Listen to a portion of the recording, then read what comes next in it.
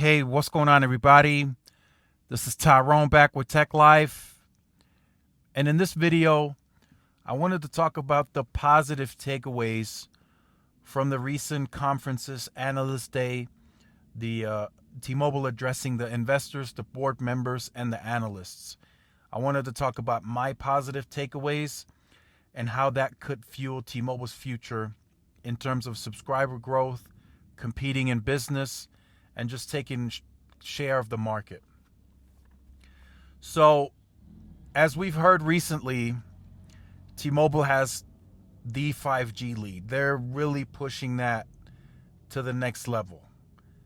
And their marketing, their language that is being used on all events now clearly states they have the 5G lead.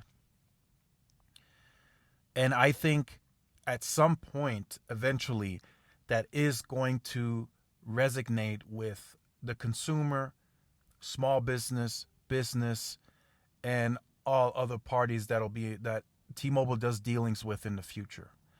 Whether that be a Fortune 500 company, smaller businesses, airlines, whoever they decide to knock on their doors, that's what T-Mobile is putting out in the market space, and that's what some of these businesses are going to start believing, that T-Mobile has the largest, the best, and fastest and most reliable 5G network.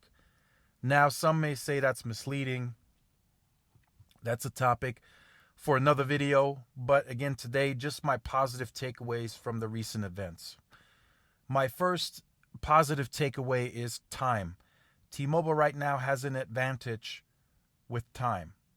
If you consider, as I mentioned in a previous video, if you consider the low band portion of 5G to be meaningful, then T-Mobile likely has a 2 to 3 year lead over its competition.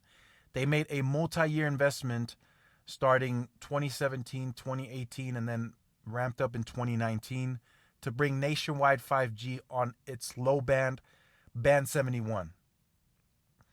And they did so by adding multi-radios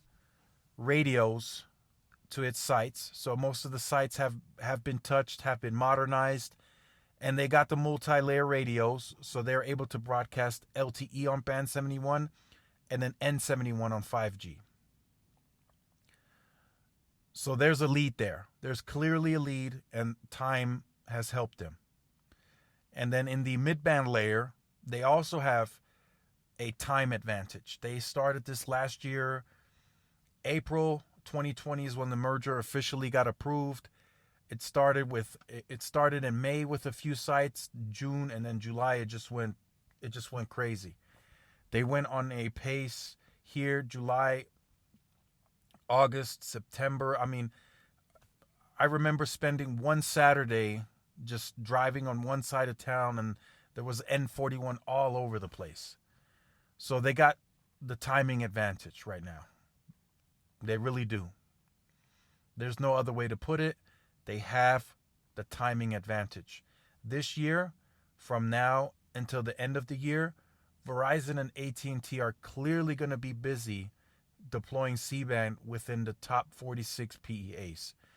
This year, I don't think Verizon and AT&T are touching any market outside of the top 46 PEAs because they're going to be so busy in the bigger markets trying to close the gap of the lead that T-Mobile has.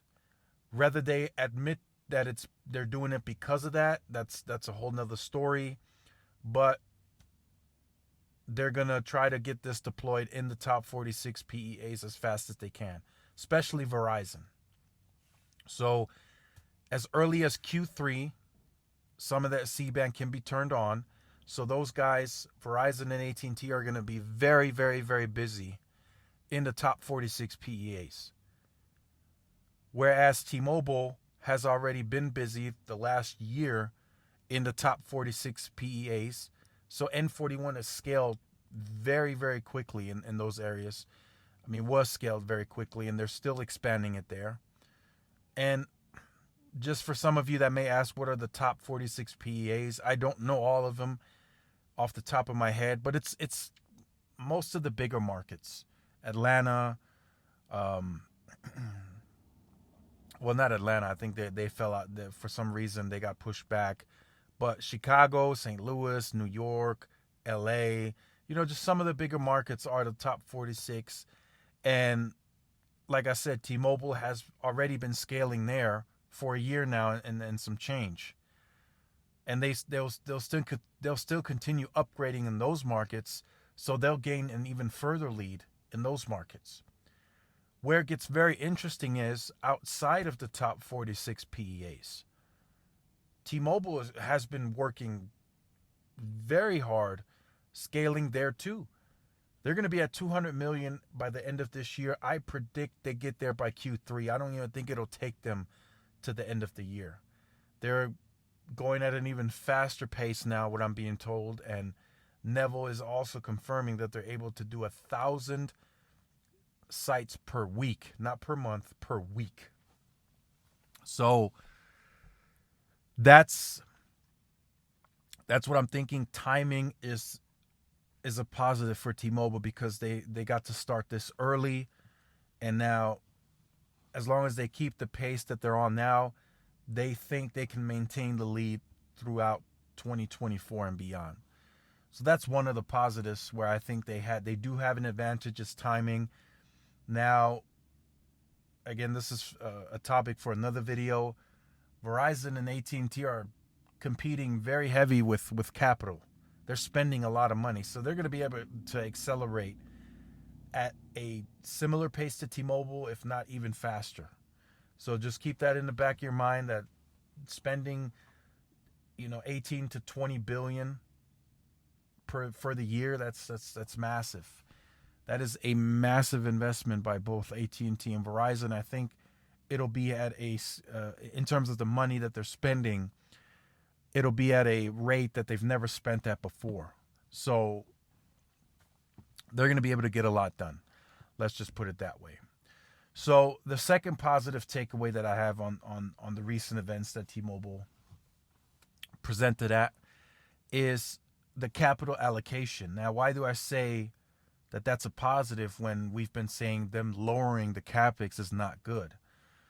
Well, if you really sit there and think about it, and this is what I've been telling people as well, T-Mobile is essentially touching the same tower grid that they had as a standalone, which they've been funding that with a lower CapEx. Remember, T-Mobile has been only working with 5.3 to 5.6 billion on an annual basis. So T-Mobile is touching that exact same tower grid with a higher CapEx. I know it's not much. This year, next year, they'll spend roughly 6 to 7 billion more. And that's the ballpark range than they did as a standalone. And once they lower it down to 9 to 10, they'll be spending about 4 to 5 billion more than they did as a standalone. But essentially they're funding the same exact tower grid with more CapEx. So I think that's why we're seeing it at such a rate and pace, because they can spend just a little more per market to get to those sites faster. Remember, it's the same exact tower grid they're touching that they had as a standalone. Now, with the additional CapEx investment that's coming, that likely allows them to also convert the Sprint Keep sites at a much faster pace. They said by the end of next year, they want to have all 12 to 13,000 Sprint Keep sites converted and done. So they can accelerate that by spending an additional 2-3 billion on just that, if they so choose to get that done as well. So I think essentially how I want to put this is, if you have an area where, and let's just say it's a larger radius, right? It's like a 5-mile stretch within a market. And this is just in theory. And let's say Verizon needs 10 more sites in that area for densification. And let's say T-Mobile needs 10 more sites to have similar densification. And like I said, this is an example, it's in theory. Let's say Sprint has 10 keep sites in that same area.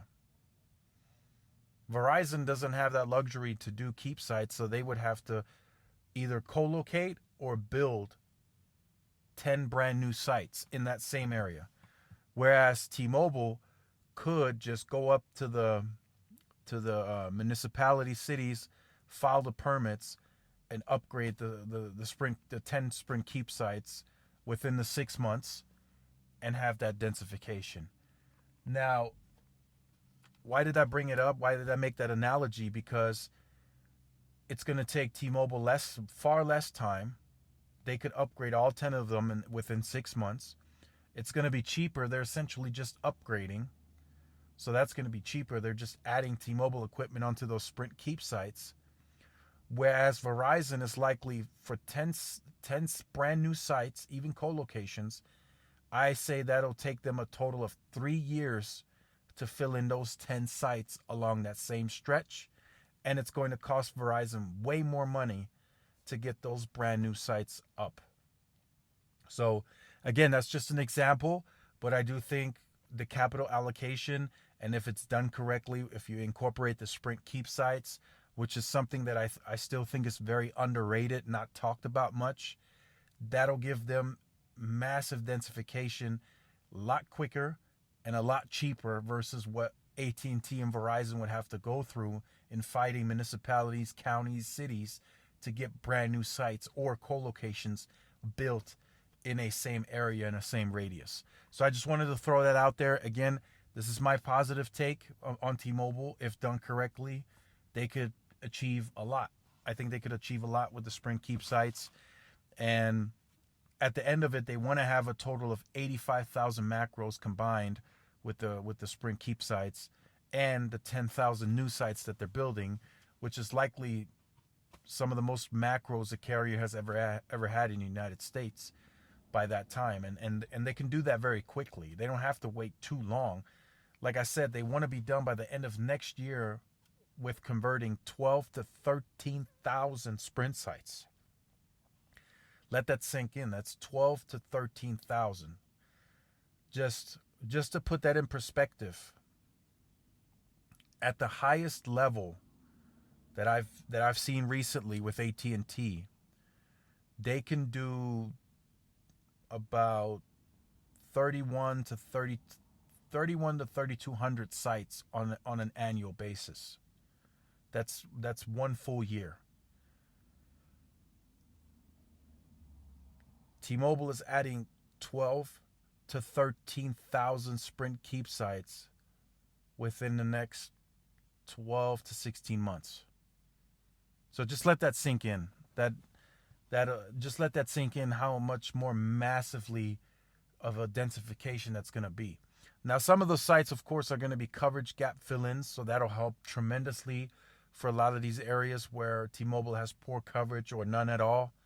But I predict, based on Sprint not having such a large nationwide coverage, a lot of those sites are going to go into suburban and urban areas, if I had to take a guess. I haven't seen the network model of what it looks like combined, but my prediction, most of those Sprint sites are going to be in suburban and urban areas. So just let that sink in. 12 to 13,000 Sprint keep sites within the next 12 to 16 months. That's massive. No other carrier right now in that same time frame is going to be able to add in that many macros. Not happening. There's no amount of money that they can spend to add in that many macros within the next 12 to 16 months. It's just not happening. There's too much red tape, too many counties, too many cities. Not happening. There's no amount of money Verizon can spend to match that, or AT&T. So again, just some of the positive takeaways. The third positive takeaway I think is for T-Mobile. They still have momentum. The marketing is a huge deal. They're going to push that to a whole nother level. I predict later on in the year, especially in Q3, Q4, as we get back to more of a normal. It's already happening now. I can see the changes. So they're going to become much more aggressive with marketing. Are we going to see new deals for the iPhone launch? Perhaps. We don't know what that looks like even with the chip shortages. The iPhone could be a bust this year. You might not be able to get one until who knows when. If you're not pre-ordered, if you're not going to get one right at launch, it'll likely be months or years before you can get an iPhone 13, I predict, because the demand will likely be so high for it. But that's just, I don't have any insight on that. I'm just giving you a prediction. I think that's what's going to happen there. So there's some competition coming, but I think as a positive takeaway, I think T-Mobile's marketing wins, regardless of what happens, of where the market's going, how the competition is structured, what deals they got. T-Mobile's marketing will always come out ahead. It just will. They're structured like that. Sometimes, like yesterday, they kind of push it to the limit, and they seem to be getting away with it. Nobody's disputing them. Nobody's challenging them. So Verizon and AT&T seem to just be sitting back. They don't see T-Mobile as a serious competitor, as a threat. Well, T-Mobile's just going to do what they do. They're going to market. They're going to talk. They're going to talk very loud. They're going to let you know when they go to the bathroom. So they're going to let you know. They're going to let you know they have the best and biggest 5G network. I predict once they get to an even higher completion, like the end of the year, 200 million cover, that's nationwide, we're going to have Mike Sievert on the top of Mount Everest screaming that they have the biggest, largest, fastest 5G network by the end of the year. So, and it's nationwide. At 200 per the FCC, 200 million pops, you're considered to be nationwide. So by the end of this year, in the marketing terms, T-Mobile is going to be able to claim they have nationwide ultra capacity. They're going to be able to claim that. You're going to see it. Trust me, you're going to see it by the end of this year. I think they get done in Q2. I think they get to a number of 210, 220 million covered by the end of this year. They're moving at such pace. They're now doing 1,000 upgrades per week, and municipalities are going back to normal. So they'll be able to get more permits and such approved here in the next few weeks and months. So those are just my positive takeaways. Let me know yours in the comment section down below. There's many more. There's pricing, free lines. There's some perks. So there's many more positives, but I just wanted to give you my main three. So kind of just, timing. I think they are ahead on time. That was the one. Then I think the keep sites from Sprint are very underrated. 12 to 13,000 within 12 to 16 months. No other carrier can match that many sites incorporated in the network, and T-Mobile knows this too. They know it takes anywhere from 12 to 18 months to get one brand new site approved. So no other carrier, and like I said, at max, they're doing 31 to 3,300 sites a year, and that's pushing it. They always plan for more. They always go 4,000 or 5,000 in the plans, but essentially this is only how many they're able to get done and actually deployed. Whereas, T-Mobile is not going to deal with that. They're letting you know within 12 to 16 months, they're going to add 12 to 13,000 Sprint keep sites in the network. That's unheard of. No other carrier has ever done that. So just keep that in the back of your mind as this merger integration prolongs and goes further into next year and the year after. But they're going to push. They're going to push very heavy. And they're going to get it done. I think they're going to get it done with the capital allocation. I think they planned for it very smartly. Will they still lack in some areas? Yes. There's some rule expansion that still needs to happen. There's some, more densification additionally needed. Is there still a lack of small cells? Sure. We could talk about that in another video. But as for the positives, I think those are very strong positives that T-Mobile has going for them. And I think they will work them in very quickly.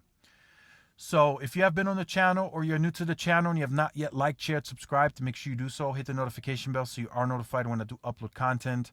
Make sure to follow the social media outlets for more updates and interactions. Thanks again for watching. This is Tyrone with Tech Life, and I will see you guys in the next one. Peace.